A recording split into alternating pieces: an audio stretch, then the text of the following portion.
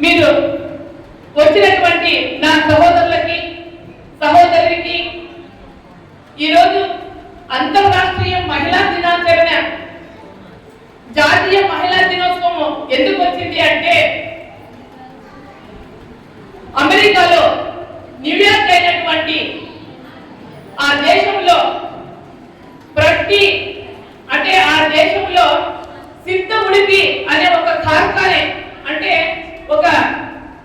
ఆ కార్ఖానేలో అంటే కర్మాగారం అంటారు. ఆ కర్మాగారంలో అతి ఎక్కువ మంది మహిళలు పనిచేసే వాళ్ళంట.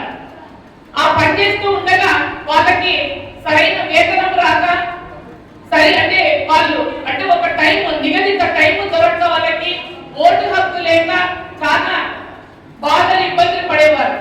కాబట్టి మహిళలు సహించి ఆ ఉగ్ర రూపం దాల్చి ఒకసారి స్ట్రైక్ కూర్చున్నారు.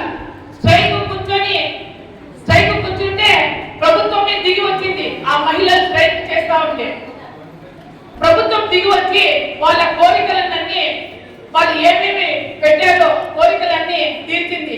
వాళ్ళకి నిగదిత సమయాన్ని సరైన వేతనము అదేవిధంగా ఓటు హక్కు కల్పించింది.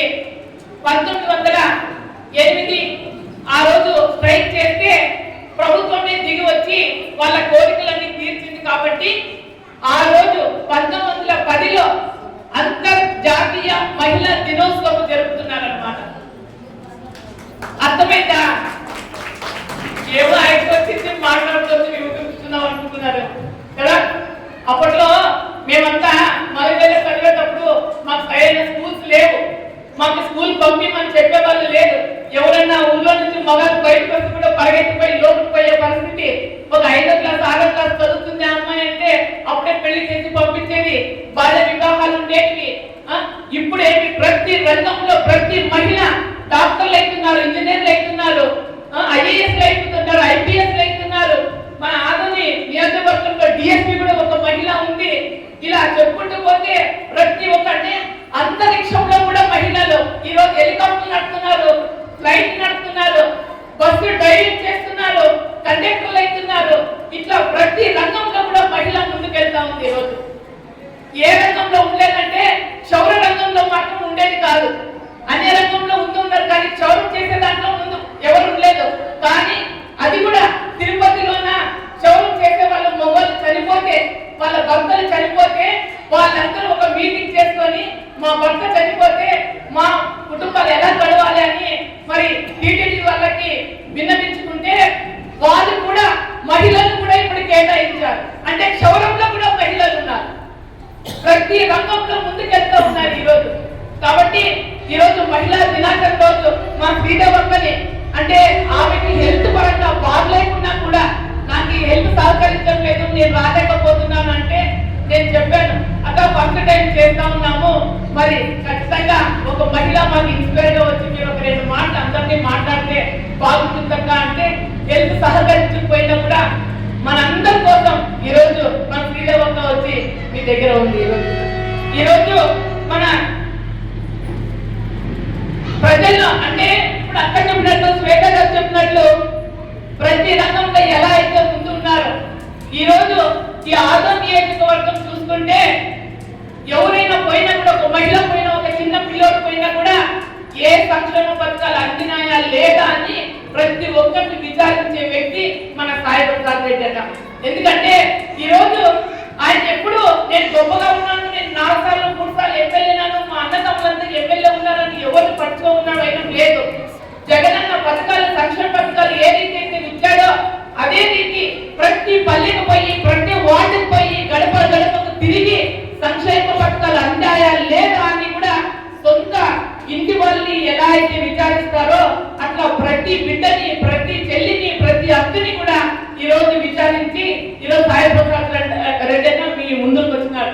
ఇందాకే చెప్పారు ఎంత మందికి ఎన్ని వేల మందికి పట్టాలు ఇచ్చినాను నేనని చెప్పేసి.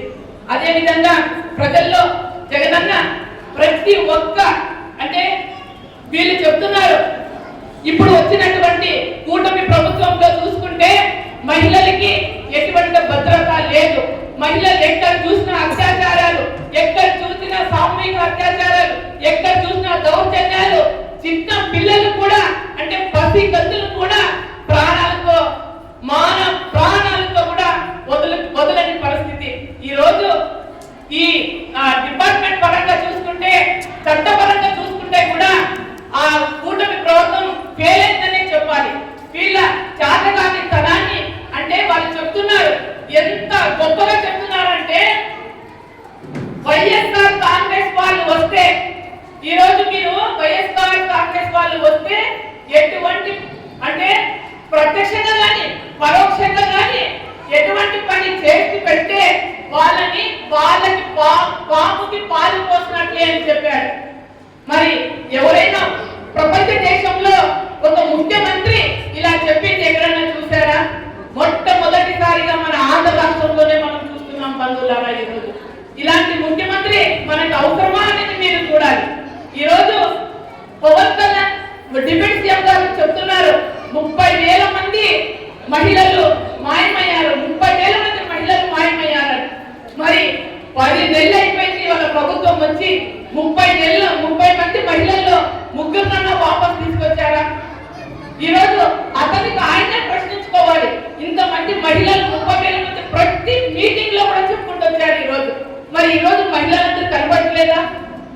మరి పార్టీ వచ్చి 10 ఏళ్ళైంది కదా, మరి కనబడట్లేదా? అదే విధంగా మరి వీళ్ళందరూ అంటే ఇంటి సూపర్ సిక్స్ పథకాలని 2 ఏళ్ల ముందు నుంచి చెప్తున్నారు. ప్రతి నియోజకవర్గంలోన బ్యానర్లు వేసుకొని మరీ చెప్తున్నారు, మేము ఫ్రీ బస్సులు ఇస్తాం లేడీస్ కి, మరి మేము 1500 ప్రతి మహిళకి 1500 ఇస్తాము. అదే విధంగా అమ్మఒడి బదులు తల్లికి వందనం ఇస్తాము. తల్లికి వందనం ఎంత ఇచ్చారు? ఎవరికైనా వచ్చిందా? మరి 3 గ్యాస్ సిలిండర్లు ఇస్తున్నారు. అయ్యో మా మహిళలందరూ మాకు గ్యాస్ వస్తుంది, చంద్రబాబు నాయుడు వస్తున్నారు, మాకు నెలకి సంవత్సరానికి ఇంకేమి ఖర్చు తెచ్చుకునే పని లేదు, గ్యాస్ కొనుక్కునే పని లేదని చెప్పేసి పాపం 10,000గా ఎదురు చూస్తూనే ఉన్నారు వాళ్ళు. మరి ఎక్కడో ఒక దగ్గర ఒక్క సిలిండర్ ఇచ్చారనమాట, ఒకే ఒక సిలిండర్. మనకు గుడికి పోతే ప్రసాదం ఎలా ఇస్తారో కొంచెమే ఇస్తారు కదా, అట్లా అది కూడా ఎవరికో దొరుకుతుంది, ఎవరికో దొరకదు.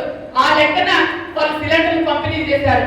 ఈ రోజు మరి నిరుద్యోగ భృతి కింద యువకులకు మీకు ప్రతి ఒక్కరికి 3,000 ఇస్తారని చెప్పారు. మరి నిరుద్యోగ బుద్ధి లేదు.